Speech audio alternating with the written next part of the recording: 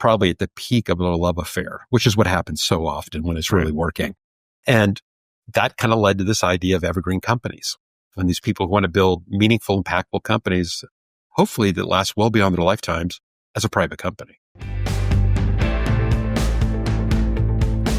You're listening to the Elevate Podcast, and I'm your host, Robert Glazer.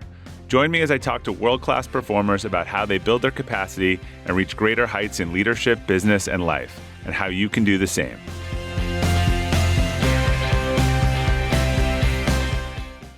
Welcome to the Elevate Podcast. Our quote for today is from Warren Buffett.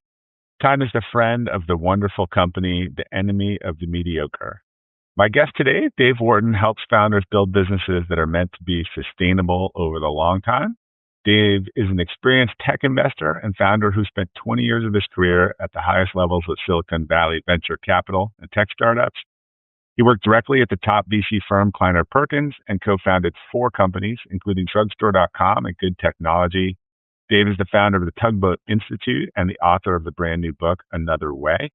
Dave and I first met years ago, actually, after I attended Tugboat and, really loved the community and learned about what he was doing and kind of believed deeply in that mission. Like Dave, I saw a mass of founders chasing the sort of high growth, cheap capital of Silicon Valley and trying to be the next unicorn and just didn't think it was a model for everyone. In fact, my book, Elevate Your Team, in a lot of ways was sort of the argument against this high growth model.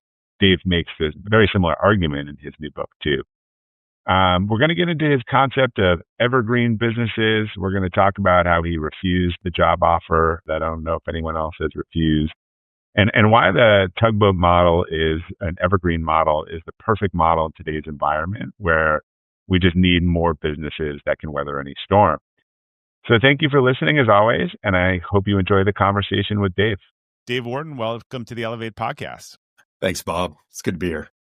So I always find it interesting to start at the beginning, back to childhood. And I know you have an interesting story here. Somehow you ended up working at Hewlett-Packard at 16 years old. So what were you interested back in those years, and how did you end up with a job at HP? Well, when I was little, I was very interested in making money. And I don't know where that came from, but I did. So I had a newspaper route, then I had a second newspaper route, and I started trading Atari cassettes. Then I started buying silver when the Hunt brothers were trying to close corner of the market. Yeah, it looked good for a while. It doubled. And then Where did you buy silver back then? I rode my bike down to downtown Santa Rosa. Literally. Yeah. Yeah, it was a coin. There was a coin store. And I was buying silver coins. And I had a conversation with my dad, and he said, look, I think we need to be careful about your college. I'm not sure I'm going to be able to afford to put you through school at this time. So we might want to have you go to a junior college for a couple of years and then transfer to a 4-year college. And that wasn't very exciting to me because I was on my way to being valedictorian. I was really involved in student government, sports. I was trying to be a pretty ideal student. And so I started looking for work. And you might think, go to the local Pizza Hut, stuff like that. But that's what I did. Papa Gino's. Yeah. Yeah, there you go. And that would have been an alternative too. But I wrote a letter to Hewlett-Packard. They had 3 divisions in Santa Rosa, California. So, you think about Palo Alto for HP, but they did have 3 up there. And they wrote me back in a couple of weeks and said, look, if you're interested in engineering, we have a program for students interested in engineering. It's summer work in the manufacturing environment, but you get matched up with an engineer. You get to spend a lunch with the general manager of the division. Let us know if that would be of interest to you. I would have been happy if they given me a job gardening. That letter could have said literally anything, and you would have been like, man.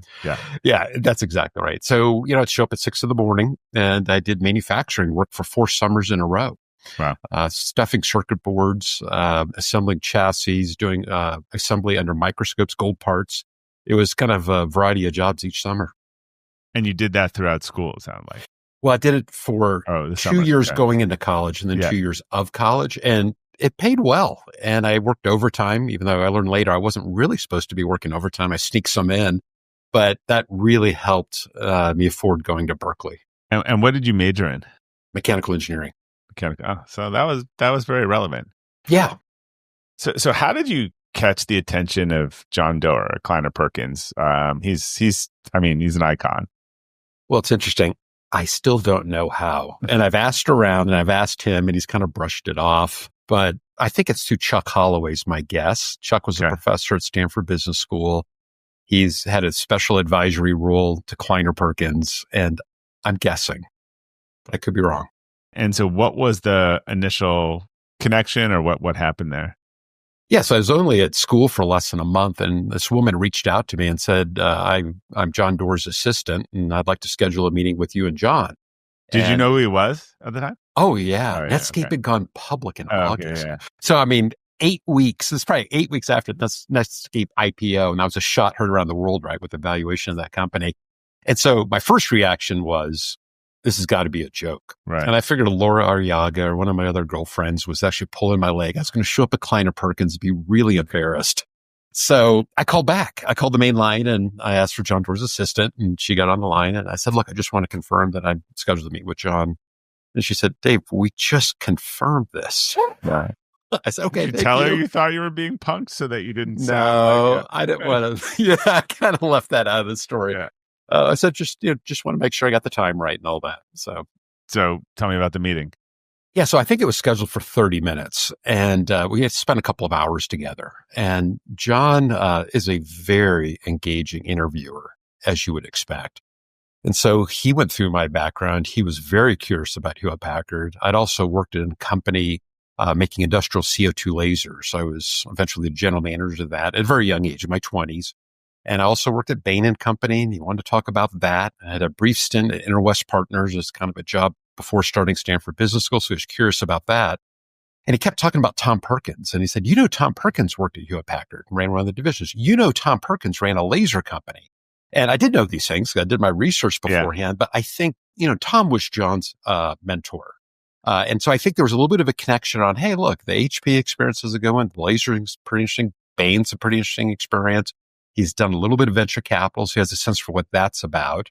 And he was really looking for somebody to work for him that following summer. He wanted an MBA kind of. So he offered you a job, basically, and I turned him down. You turned down an internship at Kleiner Perkins. I did.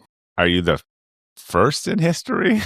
I don't know. I haven't asked that question, but I came into Stanford with the idea I was going to be an entrepreneur. And I really wanted to learn how to do it well, because I had had a chance to do it with this laser startup, and it didn't achieve the objectives I wanted to achieve. It was successfully sold, but it wasn't something we actually built, and it didn't become Hewlett-Packard-like, which is what I was after.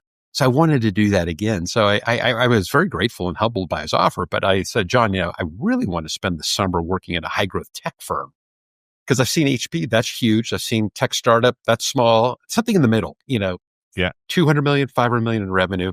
And he said, well, what companies are you thinking about? I said, the two that are really on my radar are Netscape and Cisco.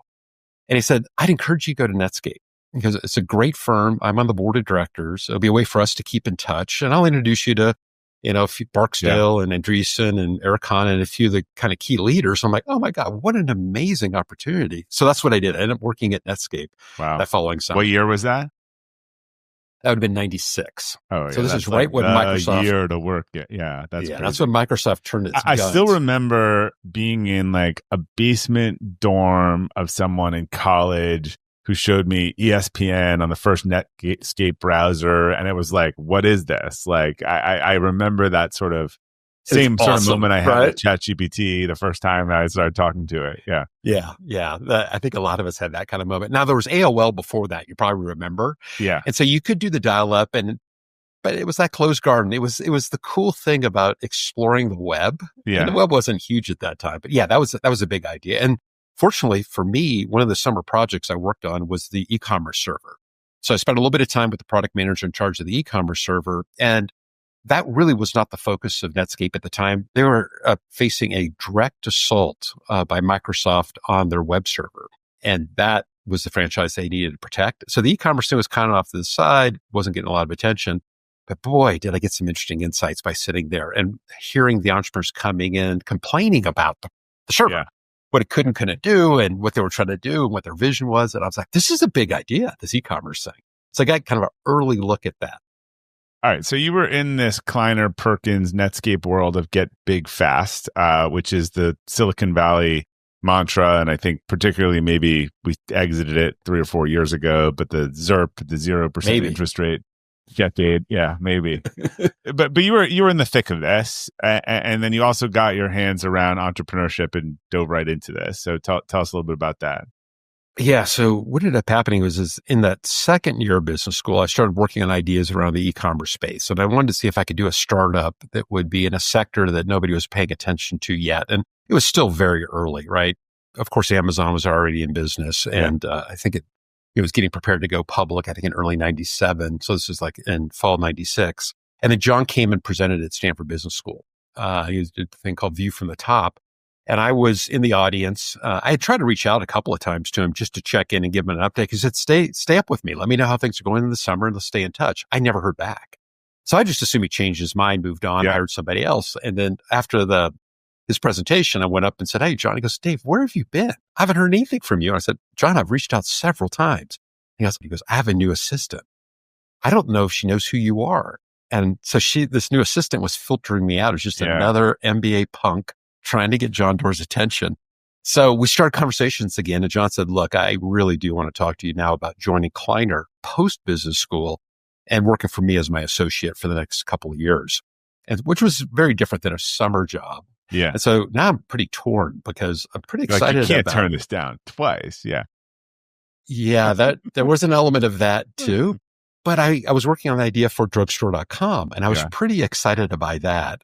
And so John and I had some conversations. He had me, all the other partners. I really liked the team there. Kevin Compton, Doug McKenzie, Ted Schlein, Russ Siegelman, Vinod Koshlov, Will Hurst. I mean, this was Joe. This is an all-star team. It was the all-star team. And so there was a real draw on that.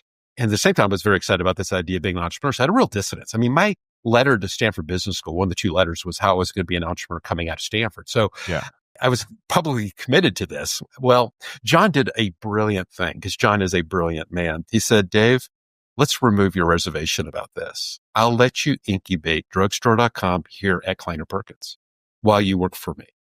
I'm like, "What? Let's do that." He goes, "Now you can't spend a lot of time on it because I'm seeing every business plan on the internet is coming towards me. I need you to filter all of those. I need you to be in meetings with me. I need you to support the portfolio companies I'm working with.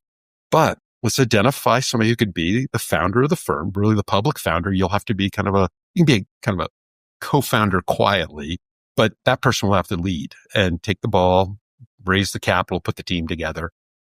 And I'm like, "Yeah, this is good, John." And it was an offer I would have never imagined. And that's what we did. The offer you can't refuse.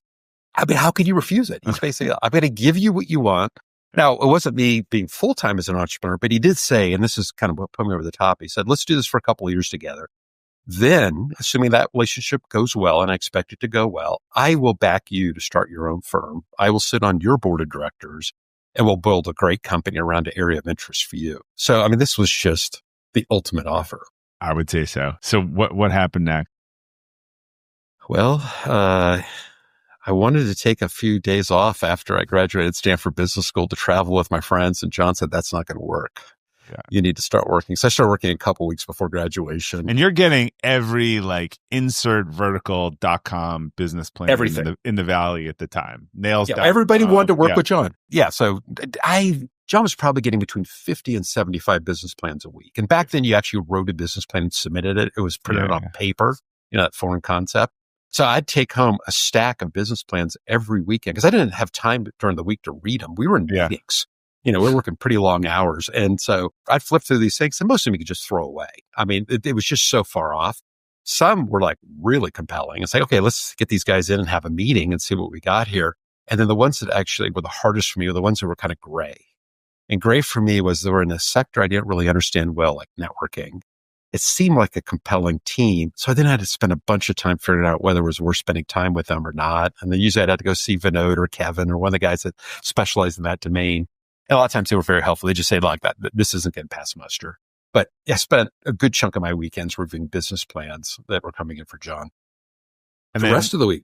Yeah, drugstore and then Good Technology. Yeah, Good came after I left. So that was the company I started as I departed. But the average work week for us, you had partners meetings on Monday. We typically had a long discussion just with the partners on Monday morning. And they would have people come in and present their business ideas in the afternoons. And then during the rest of the week, we'd be meeting with candidates for senior positions at John's portfolio companies, meeting with CEOs and having strategy conversations. spending time with entrepreneurs we thought were promising that John wanted to spend time with.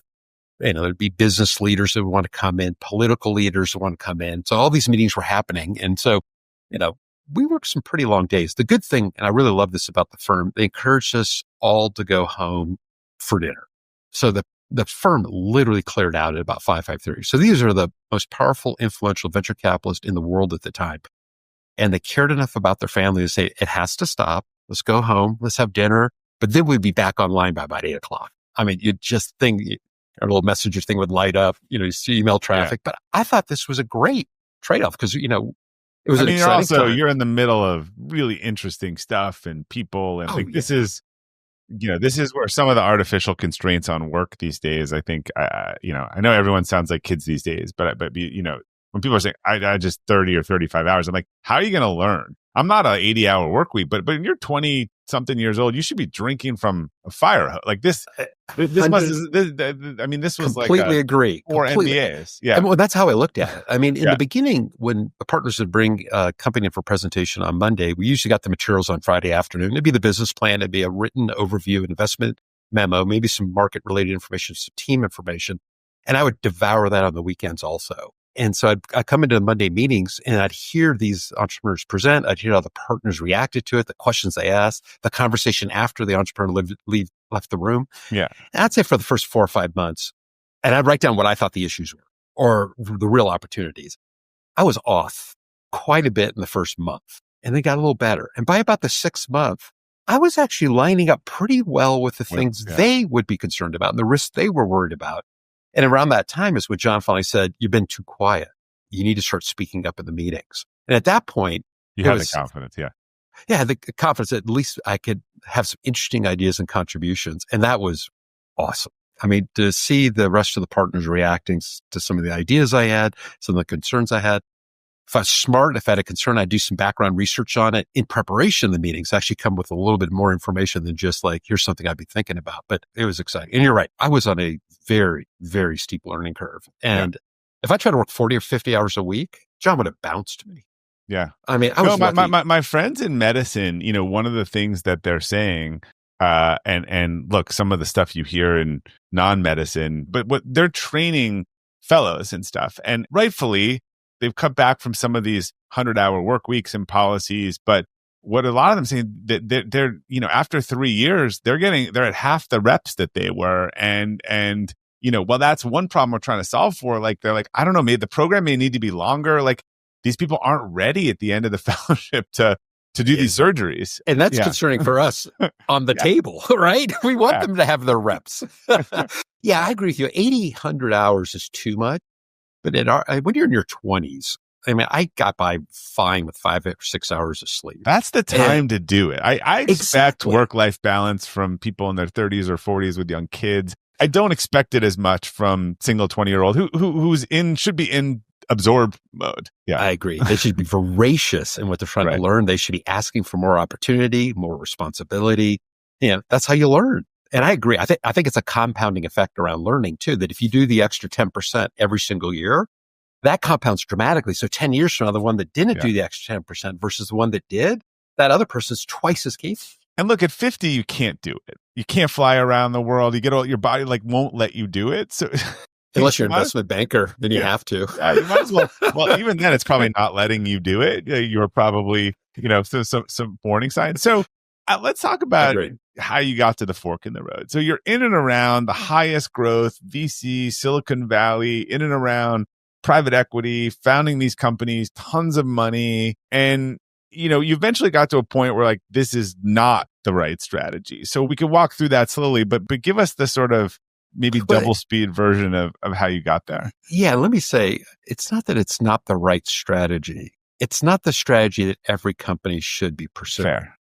And so this kind of narrow definition of business success, which is if you're a great entrepreneur and you're ambitious, you have to raise venture capital. First, raise angel money. Right. When people have access to VC, then raise VC and then raise a lot more VC. And then every time you raise more VC at a higher valuation, that's a recognition of success and validation to the point where either you fail or you sell for a really high value. And occasionally you get public, but as you know, that happens a lot less often now. I was starting to struggle with that, because I think there's a lot of downsides to that definition, particularly if you're trying to go really fast. You're growing at 100% a year. You're putting tremendous pressure on yourself, your team, all the things that you and I just talked about. I mean, people don't really internalize 100% a year means that you double your staff every year, typically in any kind of technology company, roughly double. 100 to 200, 200 to 400, 400 to 800. That is a lot of disruption, the culture, training, development, coordination, communications, all of those things. But you do it because you're going after that big brass ring. And so where I really had the switch was I just started feeling a different Silicon Valley post the Great Recession. Now, the dot-com crash happened, and I thought for sure we were going to kind of go back to the original Kleiner playbook. Kleiner funds, when I joined, were about $150 million. Yeah. Wow. The fund that they raised when I was leaving to start good technology was $1 billion. $1 billion. Okay. So, but still, that's 5 times larger. Same number of partners, same pace of 2 deals per partner per year. So you have to start writing bigger checks. And the bigger checks doesn't necessarily mean you're leading to better companies. The model before with smaller checks actually worked really well, building capital efficient, strong foundation companies. So, but what really got to me was not that. What got to me was there became kind of I think the Valley attracted a lot of people that wanted to make a lot of money fast. Yeah. And no longer was getting the same people who were really passionate about technology and passionate about making a contribution. Wealth generation up until the time of Netscape was not really something that happened in the Valley. It was very rare. And a great exit for a VC was you sold the company for $100 million. I remember at IVP, I was there for a brief time working with Jeff Yang. I think they used to put the company name on a conference room if it exited for $100 million.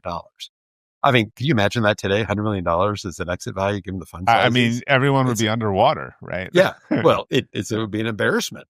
Yeah. But anyway, so it was a shift. And then in talking to people I really admired, like Roberta Katz and Burt McMurtry, Dave Strom and others, they're like, something's changed. There's such an orientation around wealth generation now. The language we use, the way we talk, the entrepreneurs are coming in, they're prepped because, they want to raise capital. Like, look, I'm going to make this thing worth $1 billion. Lots of hockey stick charts. Yeah. Hockey sticks. So, someone sent me a deal last night who's not in the investment world. His friend sent it to him. They're raising like 2 million on 90 and they're going to have 100 million customers next year. And I didn't really notice any revenue like on the pager. And I was like, this is a really bad deal. Like just to be clear. Yeah. So that's when the shift happened for me was when I started feeling like, and what I was really looking for was, I like to point back to that Hewitt and Packard experience. I mean, that was a wonderful company in its early days. Yeah. The HP way, the set of values it had. I mean, it was an incredible company, probably the most admired in the world at its time. And so where are the Dave and Bills in 2010? Where are they? Where are the ones that want to build a company which has great people first policies, does a great job with its technical contribution, serves its customers well, grows fast, but not too fast, isn't in a rush to get wealthy, and I was struggling to identify them.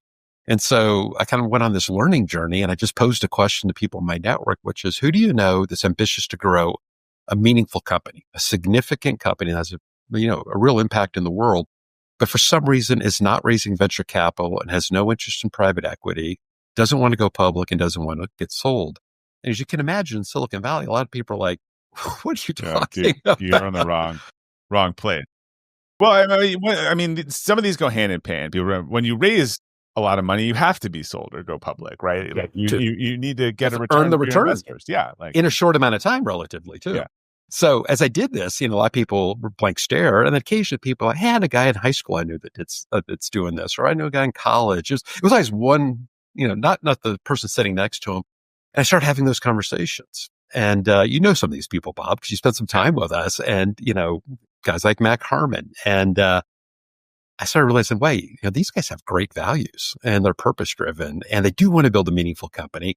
But they, for whatever reason, maybe prior experience, their networks, internal judgment, they don't want the pressures of outside investment. They don't want to have to build something they love and then sell it, probably at the peak of their love affair, which is what happens so often when it's really working. And that kind of led to this idea of Evergreen Companies. And these people who want to build meaningful, impactful companies, hopefully that last well beyond their lifetimes, as a private company. A couple comments. One of my favorite videos I've ever seen. I love Dave Heinemer Hanser, and I don't know if you've ever had the Basecamp guys come speak at Tugboat. But have you ever seen the speech he gave at Startup Business School, making fun of venture companies for basically making fun of lifestyle businesses? No, but that sounds like a good one. It's a phenomenal speech where he's like, look, you're making it sound like everyone wants to run a 7-Eleven, when they want a business. And their whole thing, he's like, look, you have product, you have profit. And what is the key missing ingredient to get? And this was during these crazy, he's like, price, like you need to charge for something. And that's a good thing to do. And he sort of highlighted on this thing too, the selection bias of this sort of exported culture of Silicon Valley is real, right? Like you hear about the Bezoses, like the LeBron James, but they're really like the 1 out of 1,000 or 1 out of 10,000. And that's exactly right. The waves of destruction and the kids who should have, LeBron didn't stay in school and look what happened. Well, yeah, but there's 99 other kids who didn't stay in school and look what happened. And I think people forget these odds. Yeah, because nobody talks about that. Nobody wants to focus on the failures. But you're right. In an average venture capital fund that's got 50 investments, you would be lucky if one is LeBron. Yeah. And if you don't have a LeBron, usually ironically, you get one LeBron and you trade on that for like 20 years with pretty subpar drafting after that. Yeah. Frankly, you don't care about the other 49 in that fund and the next fund and the next fund, because you're right. And that's, people talk about, if you as a venture capitalist have one of those, and you have the good judgment that after it goes public, you distribute the shares, you don't sell your shares. Yeah. It's truly one of the great companies like a Google or an Amazon or Salesforce or you name it. You'll be wealthy beyond measure on one investment. All right, an investment could even be done by your partner. Yeah. You didn't even do the investment. Your partner did it. You just had the judgment not to sell it. So this brings us to your new book, Another Way, which documents this counter strategy to the Silicon Valley model. And as you talk about in the book, like the movement started with this gathering in Sun Valley that I've been to called the Tugboat Institute. Walk through the first meeting and what you were expecting from it, and sort of what you heard, and why Tugboat. Yeah. So when I was doing this learning journey, trying to kind of discover this next generation to Dave and Bill, Dave Packer and Bill Hewitt, the people I met started asking me questions back, which was great. And one of the questions they asked frequently was, are you talking to other people who are talking the way I'm talking? Because I don't know anybody like that, or very few. So I started making one-on-one connection. And then I realized, wow, this is happening enough that I'm going to be doing a lot of one-on-one conversations or connections. But what they really probably want to do is just talk to each other. So I proposed the idea. I said, look, if I held a gathering in Sun Valley, Idaho, would you come? Now I'll pay for everything. Just get yourself there, but I'll take everything after that. And I'd just like to talk for a couple of days. What's it like to build a company with this alternative approach, this other way? And, I think I invited 50 people and 42 showed up. And then in the mornings, we did TED style talks. Afternoons were outdoor experiences. Evenings were celebrating and playing poker and having fun together. At that first gathering, I saw a level of humility and candor and honesty that I hadn't seen in CEO environments at Kleiner or TPG, or even in some of the MBA stuff. And so that was pretty special. And I thought it was really cool, the ideas they were sharing with each other. And they're pretty powerful ideas. And so that night, the night of the first full day, I couldn't sleep. I'm like, this is it. I think I know what I can do. I said, as a next chapter, it's not doing more venture capital and trying to be the next nicest venture capitalist, getting into the next hot deal. Why don't I go serve these incredibly underserved evergreen CEOs and leaders? I do that. And the next day, I actually proposed the idea to the group. I said, look, I've been thinking about this, couldn't sleep. I love the experience we're having here, but I really need to know from you. I'm prepared to kind of burn the boats and go forward in supporting you guys. Do you actually want the support? And it led to a standing ovation. And people were like, absolutely do this. And I said, great. So we do this in a couple of years. Well, they probably felt left out in a lot of EO or YPO group or places where, they're like, look, like, what, am I crazy? Like, not. Yeah, there is that. Yeah. Am I crazy? And I need to be behind other people who are crazy too. Yeah. So, because nobody said it's easy, right? To build a company, from its own fuel, and to build one that you want to last time past your lifetime. I mean, one thing that's really interesting about this is the dynamic is you don't only do you have to build a company, you have to set the foundation stones for something that is successful after you leave. Nobody talks this way in venture capital and private equity. The timeframes don't even support it. In this community, you have to do it. And particularly because of estate taxes, you do have to get ahead of this. Because if you wait too long and you get too big, it almost becomes impossible to stay private. There's this values-based consistency that is missing in a lot of these companies. And look, these people a lot of them are making a lot of money, but I think they're making a lot of money because they're passionate and dedicated about what they do. Not that it's not the means, right? It's the byproduct, right? Yeah. It's funny. Andy Taylor, who owns and ran Enterprise, grew it from 60 million to 25 billion in revenues over his career. He just says, look, it's pretty simple. He goes, just if you have happy customers and you have happy employees, the profits will follow and the business will sustain itself. And then the corollary to that is, and if you maintain focus and get really big, yeah, you'll generate a lot of wealth and you can do a lot of really good things with that wealth, but you don't build the business with that purpose in mind. The purpose was the contribution you wanted to make in supporting people and having rental cars and the availability of rental cars with really awesome service. Yeah. And look, I'll play devil's advocate to hear your answer on a couple of things, because obviously I've been to this, seen the model, and the devil's advocate is not on the model itself, but on how the environment impacts this.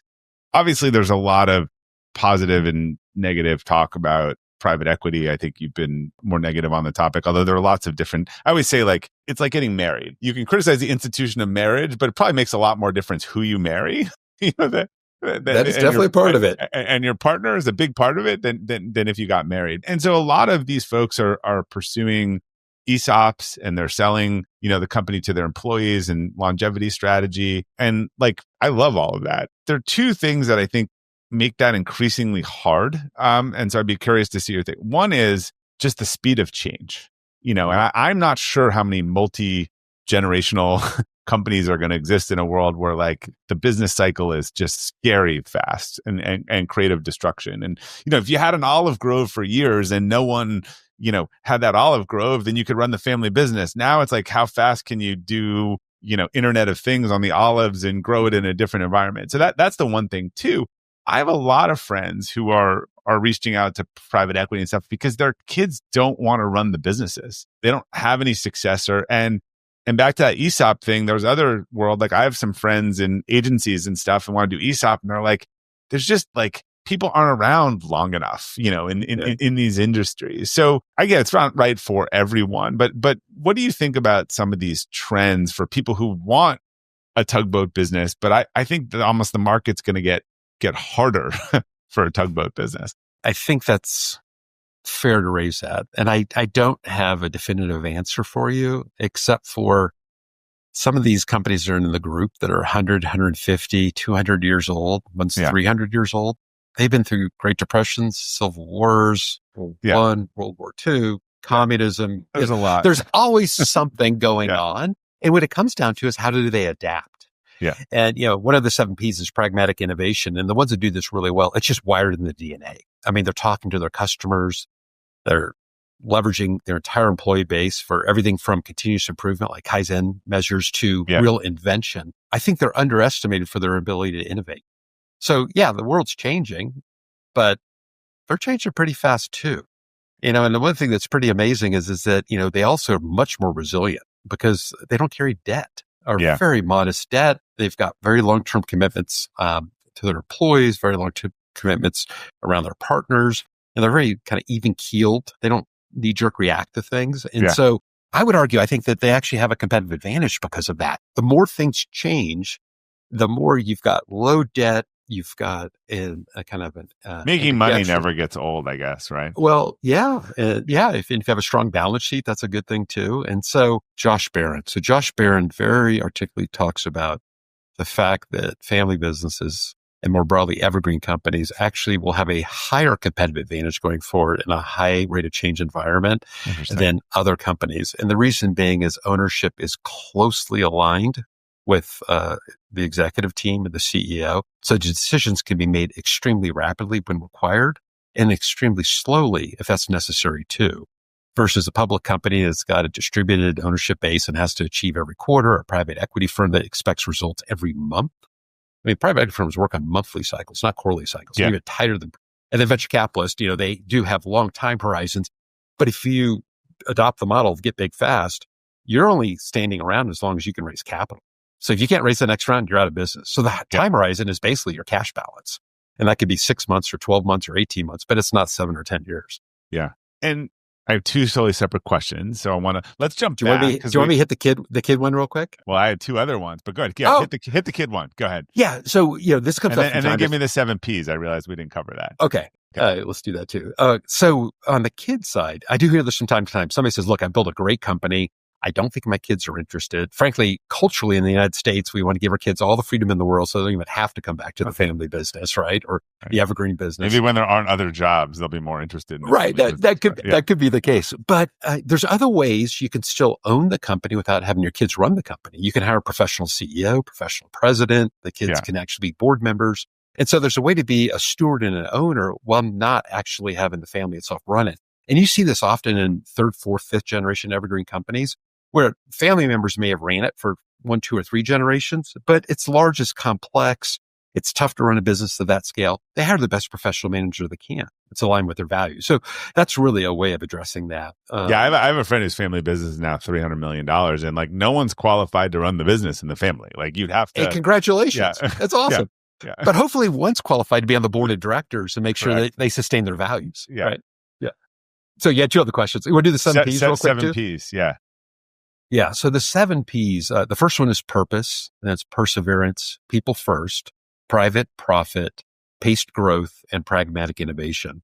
And you kind of have to think of those as a system, because some of those Ps interact with each other. And so you look at them individually for optimization and maturity, and then also how they work together as a system. And our belief is that if you do that well, you dramatically increase the probability of being around 100 years from now. Not guaranteed. Nothing's ever guaranteed, but dramatically increase the probability of being an enduring 100-year plus company. Right. I mean, the nature of making a profit, like it's not lost, that's sort of, that is the first thing. I like the quote, like, it's not like oxygen isn't the point of life, but without it, there isn't life. Right. Right. Well said. So the other question ties to that profit. I'm curious your thoughts on this.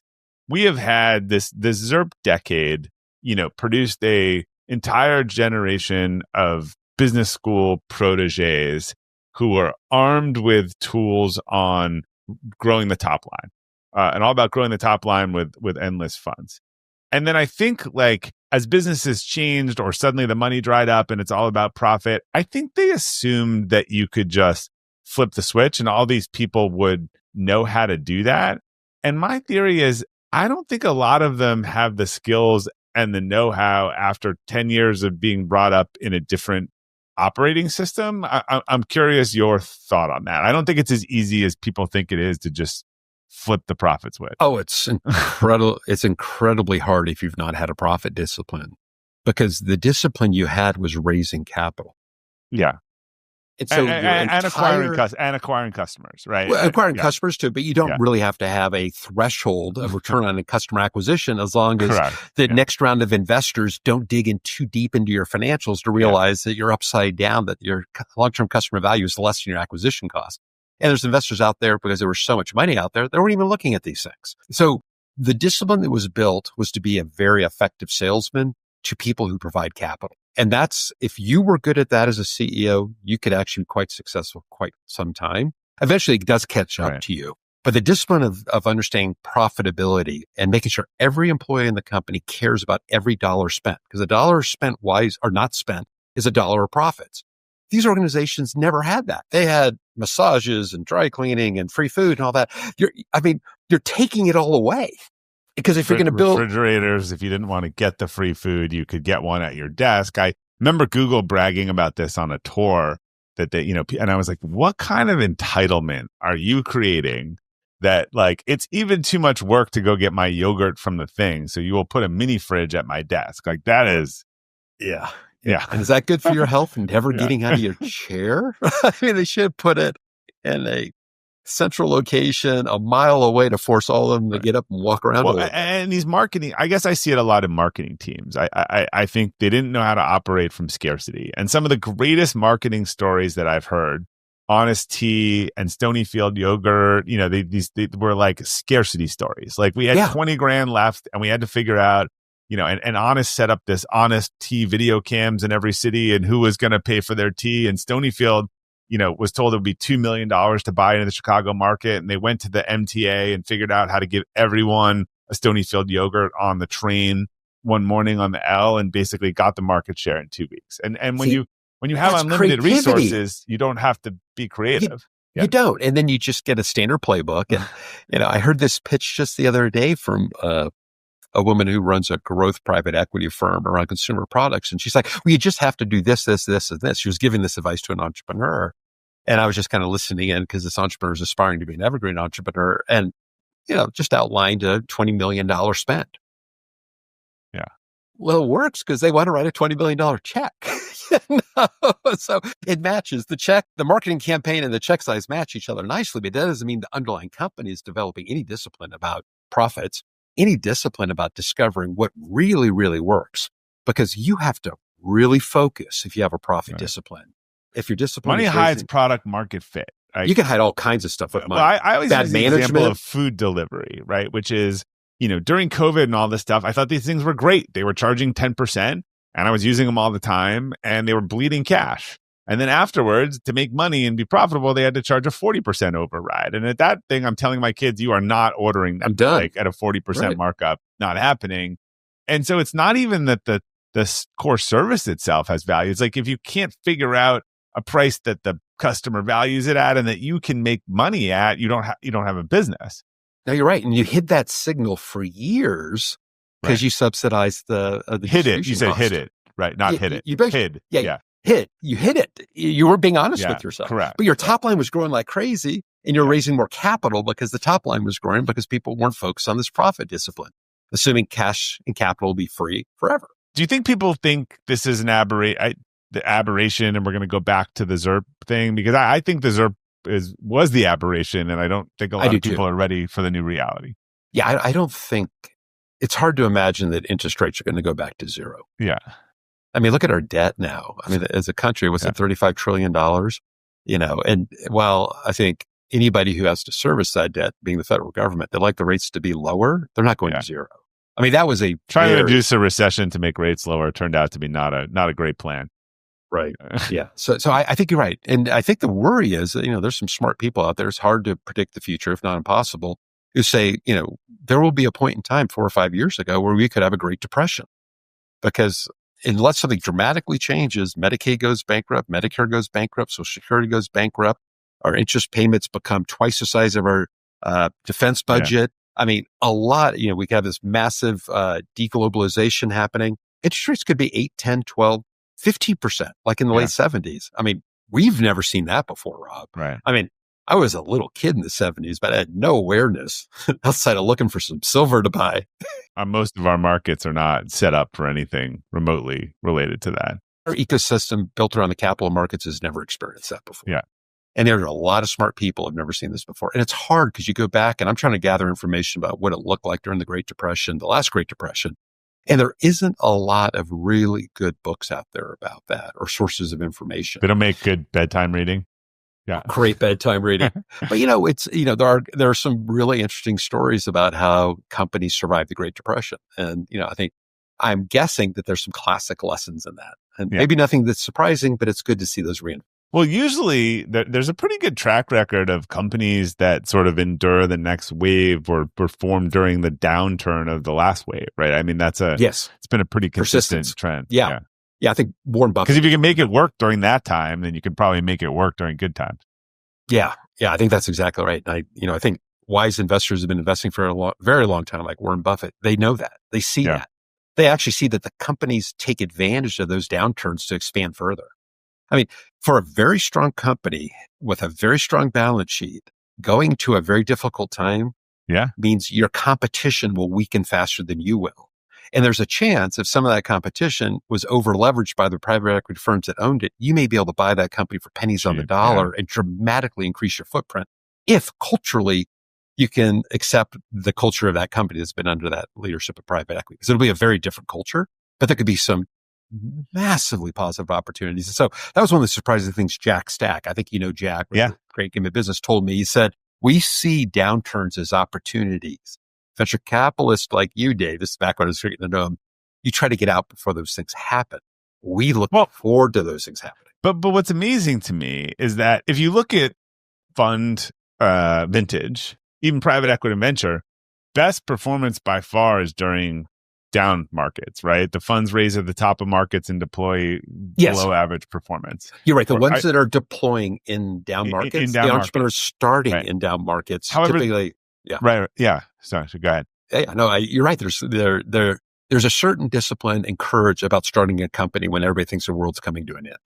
Right. But the investors, the venture guys just turned off the spigot the last 3 years. Like prices are down 80%. It just tripping to invest at the top and not investing in these times when all the data would say you get the best return. Yeah. And they're not dumb. There could be some dynamics around capital calls too, right? Because they call capital periodically, and their limited partners, many of them are now way overexposed in private equity and venture capital, given that the public markets have gone down. Yeah, they don't have liquidity, and there's been very little money coming back, both from venture capital and private equity. So there's all these rules of thumb, which is, whatever amount you've given me is the amount I'm going to dedicate to your next fund. Well, if you haven't given anything for 3 years. No, I have a couple of those, like coming back for the next fund. I'm like, look, no distributions. You're planning on recycling it. You got my check. It's in your last fund. So you're right. It seems like the folks who are really able to raise a successful fund right now are having really good performance from at least the folks in 2 funds ago, so that they're getting checks from that fund and feel confident. That's exactly right. And there's also, there is a dynamic in these markets where entrepreneurs are trying to reduce risk. Yeah. And so they will go back to and try to raise money from the top venture capital firms, because that is a validation when they're on the right track. And it's also a risk reducing thing for them. So LPs are not dumb. They know that Sequoia is going to still have plenty of interesting deal flow, and Excel and Greylock and others, and Andreessen. And so they'll be fine, right? Yeah. In fact, they may even get much more on a percentage basis of total capital raised during these times. It's going to be hard for the people that, like you said, either they're emerging managers and they don't have yet a track record, or they had a first fund that's just slowly developing, and that happens. Yeah. So it's going to take some brave LPs to see people clearly for what they think their potential is. And that's hard work. Yeah. It's much easier to put money in something that's guaranteed. Well, you mentioned Warren Buffett, and I know Buffett and the late Charlie Munger were big influences on your evergreen approach. Talk about why they made an impact. Did you ever get to meet either of them or talk about it, or you just sort of emulating, like long distance mentors, as I like to call it?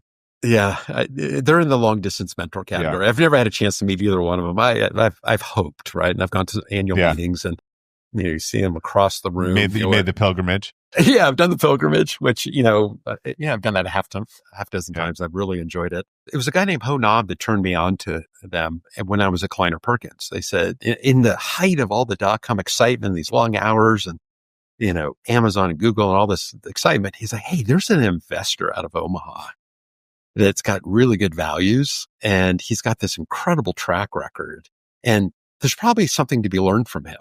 And I was like, kind of, what are you talking about? He piqued my interest. Yeah. I bought some shares. So I bought some B shares, and, nothing exciting compared to the stuff I was holding in the tech domain. And through that, I started reading the annual reports, and boy, just the way they were written, the level of clarity of his thinking, I was just drawn into it. I was not formally trained as an investor. I was just thrown into the deep part of the pool with Kleiner Perkins, right? I mean, we were moving so fast from the day I started. I didn't really have time to reflect, read investing books, all this stuff. So I started kind of picking up for them. And then it was the See's Candy story that blew me away. And that's really when they shifted their model, when Warren was actually trying to find really cheap companies at a really cheap price and hopefully buy them and get out of them and earn two or three times his money on that. I think called these cigar butts. But when the See's opportunity came, it was presented to them, the See's family was selling it. I think they wanted $30 million for the company. That was about its revenue level. Warren wanted to pay 20 because he wanted a deal. Yeah. And the See's family wasn't going to take it. And it was Charlie that basically said, Warren, I think this is a really good business.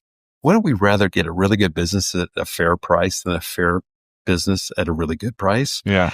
And that kind of shifted Warren's thinking. So he ended up paying 25 and was able to acquire the entire thing.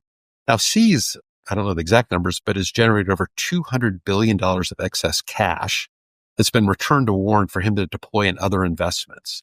It itself, as See's, has grown in a very paced growth way from its own profitability. It's required no additional capital from Warren. Right.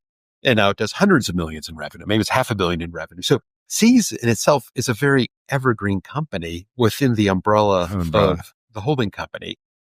But what I loved was the fact that Whorton was dynamic enough to shift the way he thinks, and he shifted towards quality at a fair price.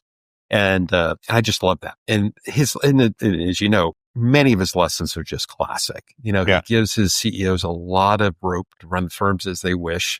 When he buys a company from a family, he generally protects the brand, the family brand name, and guarantees them that he will not sell it.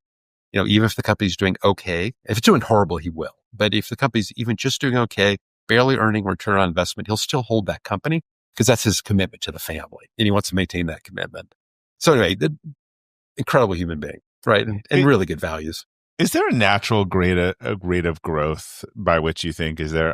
In a services business, I used to always say at 30%, it felt like the wheels were coming off. Like, is there a rate that you feel is the sort of self-sustaining line versus non-self-sustaining line? It really depends on industry. It depends on how much cash you generate. So you can do a formula. It's called the self-funded growth rate. There's a really good Harvard Business School Press article about this. And based on your cash cycle, you can actually figure out what rate you can grow without requiring any outside capital. No debt, no equity. So it's actually good to know that. And it also, in doing the math, you see where the levers are to let you generate more cash, because if you generate more cash, you can reinvest for higher growth rates. So that's kind of just formulaic. But then there's just, and I love this about evergreen companies. Like Wegmans is a great example. Wegmans started opening 2 stores per year decades ago. They still open 2 stores per year, or at least last time I talked with whatever, the 7-mile march or the 20-mile march or whatever. That's just their pace. Yeah. When I talked to the guys back at IDEO years ago, they had found, and maybe this is similar to you, if they grew at 8%, it actually generated enough opportunity for their high quality people, ambitious to have people. growth. Yeah, because that's what happens when you don't grow. Yeah. Yeah. And then the other side, but not so fast it actually diluted the culture or led to poor onboarding. And they said, we could do 10, we could do 8, but it's not 20, it's not 25 to bring on and attract and develop the quality of the people we really want to work with. And I hear this from all different people. There's kind of these bounded rates. Some are based on employee count, some are based on number of locations, some are based on economic profit. So they have different measures of pacing, but the key thing is they pace. And they pace consciously, not to run out of cash, not to outstrip their culture, not to overwhelm their management team's capabilities. And this is a nuanced one, but I heard this from one company. I really liked it. He said, we can't pace because that's not how our industry works. We get very large contracts. So what we do is we kind of stair-step grow. But when we have a big stair-step, we hold for a year or two. Make sure that it's working, the culture's settling, the systems have been repaired, training's being done appropriate. Then it's like a stair-step. And they say, that's just the way we do it. But if we don't take the pause between the steps, that's when we break. And I thought that was super cool too. So this is relevant. I'm curious your take. So look, I am not a maximalist, nor am I a minimalist, but AI is changing businesses faster than anything I've seen in my career. And it seems about speed. The latest trend is you get a ton of funding, you build a company with AI, you scale as fast as possible. But that's the sort of maximalist view. There's also the minute view where people are like, I've never tried ChatGPT before. I'm like, I don't know how you get through the day. It's improved my productivity by 50%. And people I know that are using it are inherently more productive. So what does an AI evergreen company look like? Well, it's interesting because, AI is so new, right? It's just a couple years old. But I don't believe we'll see an evergreen company that's an LLM because of the capital requirements, the data centers, everything. Yeah. It's just too much. So that's the playground of Google and Amazon. But I guarantee you that those firms would love to have evergreen companies who are actually leveraging the LLM in the markets that they compete in and doing it very well. And so one of the things I'm doing, I'm pulling all of our CEOs every 6 months. We do a general economic survey, but including kind of what's the latest on AI. There's been tremendous progress in this group on AI. And I'd say I think in general, most people are sampling. So I think there's very few people that don't know ChatGPT. They may be using it to write better emails, better marketing communications. They aren't putting into the core systems. We have others under the spectrum that are replacing their call centers. Yeah. It's all going to AI. And it's faster, it's more accurate. We have people doing configuration through AI, where they were doing like phone calls back and forth, customization, configuration. That's completely done by AI agents now. Yeah. It's awesome. So again, back to pragmatic innovation. If you really are going to be a great evergreen company, when these things happen, you got to get in the game. You got to experiment. You got to try things. Now, will there be evergreens? Maybe this is where you get the kid excited or the grandkid excited. Yeah, absolutely. Like, hey, look, we're relevant. Yeah, that's good telling about. So yeah, no, I'm really excited about what these companies are going to do related to AI. And I think, again, depending on industry, there'll be some low hanging fruit for everybody around individual executive productivity. But there's going to be some really cool things done with kind of the full automation using agents, maybe agent assist. So your team is getting much, much smarter because the agent's supporting them. There's going to be good stuff coming up. Yeah, it's going to be a lot more disruption than I think a lot of people are ready for. And it's... Yeah, you definitely don't want to be the guy in 2002 that doesn't have an e-commerce site. Or I've said all along, remember the CEOs in 99 were bragging like, I don't know how to use email. That's for my EA. Like none of them had jobs in 2000. Right. That was like a disqualifying statement. Yeah, that's exactly right. Yeah. You will never be hired again. All right, Dave, last question for you. This is multivariant. So it could be singular or repeated or professional or personal. But what's a mistake you made that you've learned the most from? It's probably a personal. So I don't think I've shared this one before, Bob, so I appreciate asking. It had to do with investing. I was very fortunate to be a recipient of early stage stock in both Google and Amazon. And that was during when they went public. Yeah. Amazon, it was 97. Google, I think it was 2003. And I held on to chunks of that for some time, but I also sold it down because I had very little financial resources. Parts of my family I wanted to support outside of my just core family. And I thought these valuations are insane. These companies are worth so much. Google's worth $20 billion. I mean, who could imagine? Well, what is it? 100x that today. Yeah. So I missed an opportunity to have actually done better. On the other hand, I did just fine. But the mistake was, and my kids I've been awesome. My kids like, oh my gosh, Dad. Yeah, you sold way too early. I said, well, that's a lesson for you. That's a lesson for you. So too early is still better than too late in some cases. Well, that's true. Yeah. Or not at all. Not being in the game at all. So. I know a lot of people who wanted to sell their business. And if you're trying to sell your business around markets, like too late is usually zero, and too early might just be, a little bit off the peak. Yeah. And I think that's, and that ties back to Warren Buffett, the lesson I had, and I heard him loud and clear, which is when you are lucky enough to own a piece of a really great company led by a really talented CEO, you don't ever sell it. Right. I wish if I'd heard of Warren Buffett in 1995, I might have done better. Well, next time. Next time. Dave, where can people learn about you, Tugboat, and the new book? Yeah. So probably the best way is our website, tugboatinstitute.com. And you can find links there on where to purchase the book. You can find some additional products we offer for entrepreneurs and leaders about being a great evergreen company. We have a thing called the EJ Plus, and we have a thing called the Evergreen Growth Navigator. But that would probably be the best place. I'm also on LinkedIn, and I enjoy kind of getting more involved on LinkedIn, which I really enjoy. All right, great. Well, Dave, thanks for joining and sharing your story with us. I definitely recommend people check out Another Way, learn about the Tugboat methodology. I think it can help any business. So thanks for coming to join us today. Yeah, thanks, Bob. Appreciate the time. All right, we'll include links to Dave and his work on the detailed episode page at robertglazer.com. So that was my conversation with Dave Whorton. I think maybe my favorite takeaway was that he was probably almost the only person to ever turn down a job offer from John Doerr twice, and he sort of did, and then maybe he got a third one. I'm hoping when the dust settles from some of the current rockiness we're in, we'll see more sustainable businesses who adopt these evergreen principles going forward and get the growth that their people want, but we see the people growing with the business. So thank you again for listening to the show. If you enjoyed today's episode, think about leaving us a review or subscribing so that you get the newest episode downloaded directly in your feed. And until next time, keep elevating.